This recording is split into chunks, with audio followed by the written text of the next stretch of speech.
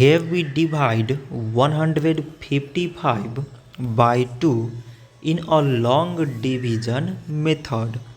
So 2 times 7 means 14. On subtracting we get 1.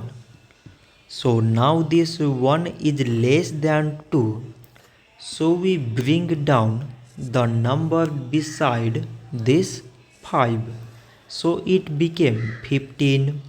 So 2 times 7 means 14.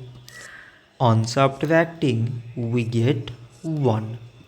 So again this 1 is less than 2 and there is no other number beside.